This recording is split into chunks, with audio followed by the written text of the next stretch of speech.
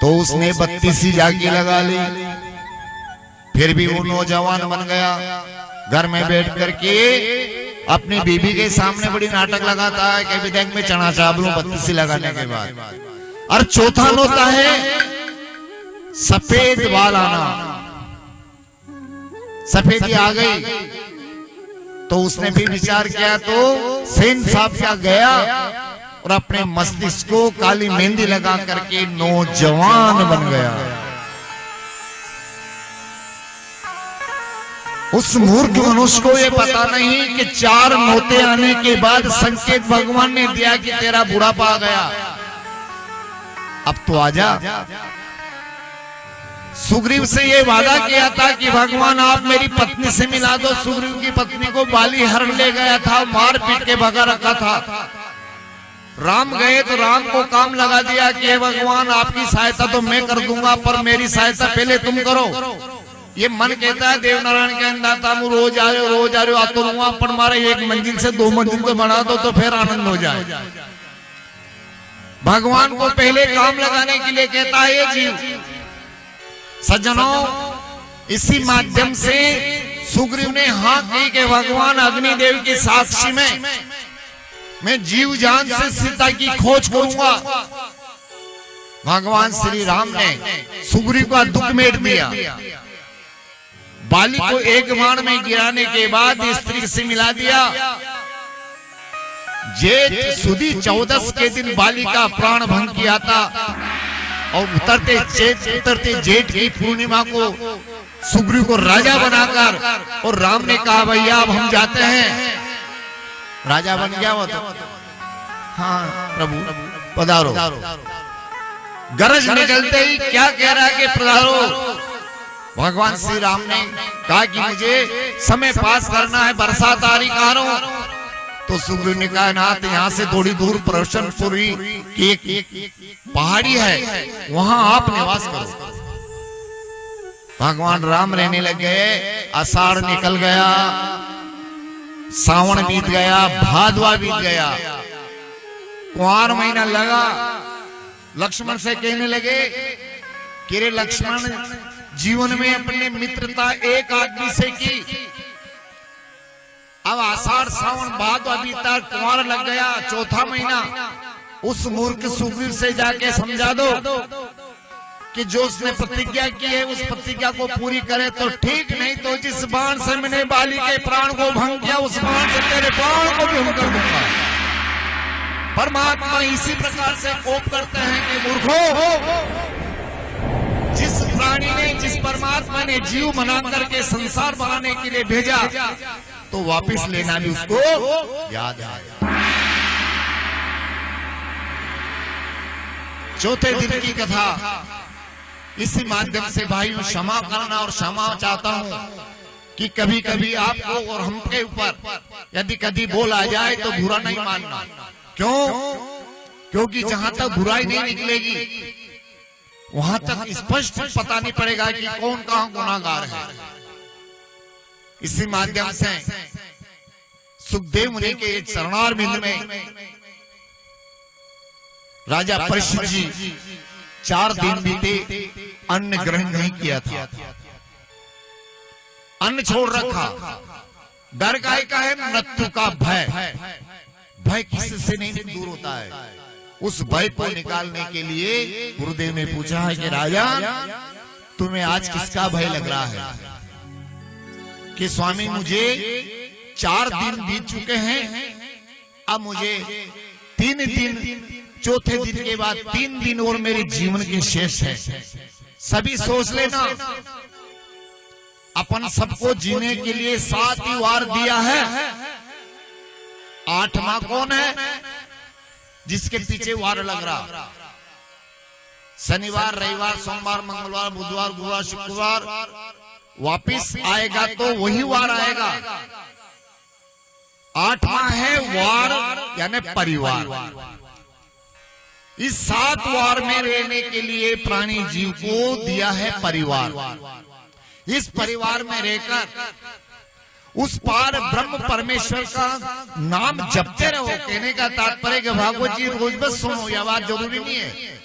कैसी भी स्थिति में हो, बिना स्नान किए हो, चाहे गायें चराने वाले हो, चाहे भैंसे चरा रहे हो, चाहे बाजार जा रहे हो, चाहे घर में हो, चाहे सो रहे हो या जाग रहे हो, पर नाम सुमरन करते रहो।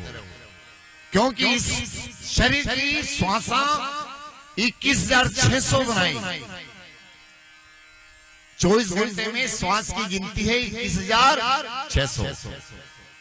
पता होना चाहिए कि अपन को जो श्वासें दी किसकी दी है, किसके लिए दी। 6,000 श्वास भगवान ब्रह्मा अपने शरीर में तेज की सांस दे रहे हैं। गिन लेना, 6,000 भगवान विष्णु जी के तेज से मनुष्य को मिल रही है।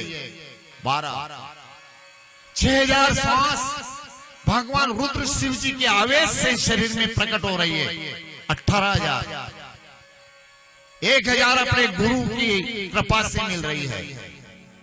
19 1,000 अपनी माता का प्रेम और प्यार की वजह से मिल रही है। 20 1,000 श्वास अपने पिता की। 21 और 600 श्वास गणपति महाराज की। जिस भूमि पर जिस प्राणी ने जन्म लिया वो भूमि स्वर्ग से महान है। संतों ने कहा जननी जननी जननी भूमि से सरस्वती, जननी जन्म भूमि से स्वर्गागपि अस्ति। जन्म देने वाली माँ और जिस भूमि पर जन्म लिया वो दोनों स्वर्ग से बढ़कर है। स्वर्ग में सब सुख मिलेगा पर दो चीज आपको नहीं मिलेगी। प्राणी स्वर्ग में जाता है, मेहमान में गया, बफर डिनर मिला, ठंडा मिल रहा है, सोफा सेट का सोना मिल रहा है, पर फिर भी प्राणी जाने वाला दौड़ करके वापस घर में आएगा। क्या कहेगा कि मेरे घर में काम है।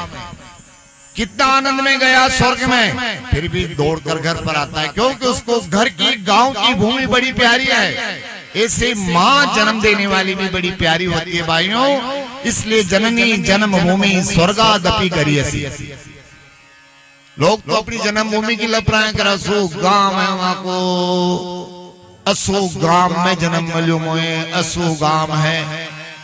जन्मभूमि की निद्रा करना और अपनी जन्म देने वाली माँ की निद्रा करना, गुरु की निद्रा कान से सुनना, हरि की निद्रा कानों से सुनना, गो हत्या पाप समाना है। गाय की हत्या के बराबर पाप हो रहा है भाइयों। 8 वर्ष की कन्या का बाल की कटिंग कराना गो हत्या पाप समाना है। और फिर कह रहे मैं तो गुणधर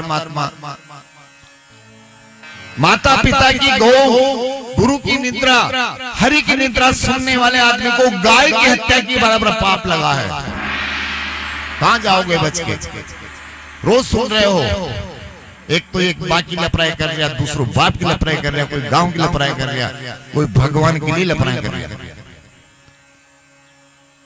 करने वाला दूर की बात, पर सुनने वाला यदि उसकी समस्या है तो उसको सामने वालों को बंद करे, नहीं है तो उठ करके चल जाए, अपने कानों से नहीं सुने तो उससे बच जाओगे। इसलिए इस कलयुग में रहने वाले प्राणी के लिए महाघोर पाप होता है।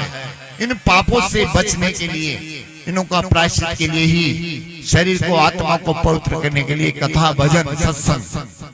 इसलिए सत्संग में जाए बिना और सत्संग को सुने बिना मनुष्य को नहीं रुकना चाहिए। चाहे 10 मिनट सुनो, हर क्षण सुनो, और अपना मन में ध्यान में शक्ति, भक्ति, भाव लगा करके और अपनी भक्ति को सफल बनाइए।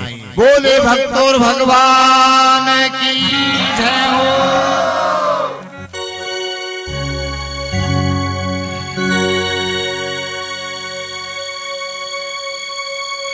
वंदन ही गुरुदेव, हो चरण में वंदन है, वंदन हे गुरुदेव, चरण में वंदन है, गुरुदेव चरण में वंदन है।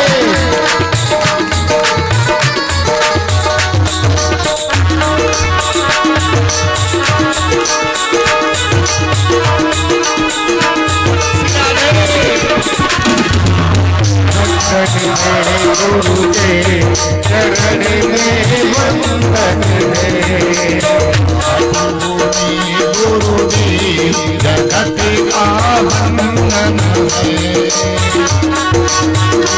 गुरुदेव जगत का वंदन है। शाम झालर बजती है, आवाज जा रही है, सत्संग होता है। सता प्रभु द्वार तुम्हारा वंदन है गुरुदेव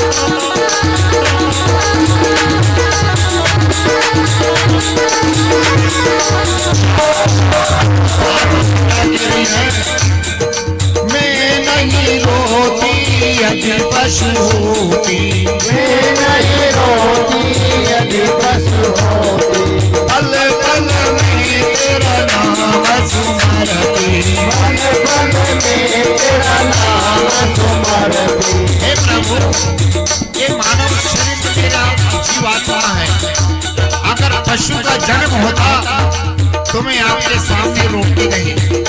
क्यों? मैं मनुष्य जन्म में मिल गए हूँ, माया में बन गए हूँ।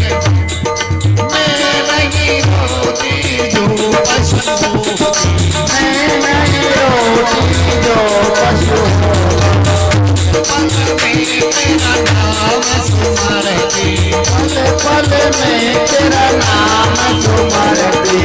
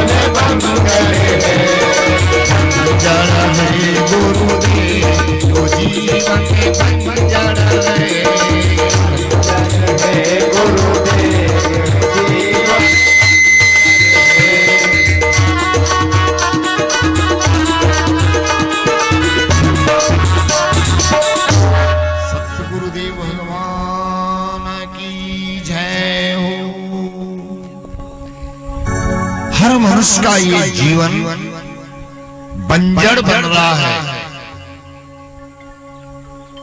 आज के युग में तो बंजर जमीन को उपजाऊ बना ले, पहाड़ियों को हाथ जोत करके बीज कमा लिया, नालियों को बोर करके खेत निकाल लिया, पर मनुष्य शरीर जीव जो बंजर बनता जा रहा है दिन रात, इस बंजरता को कौन निकालेगा?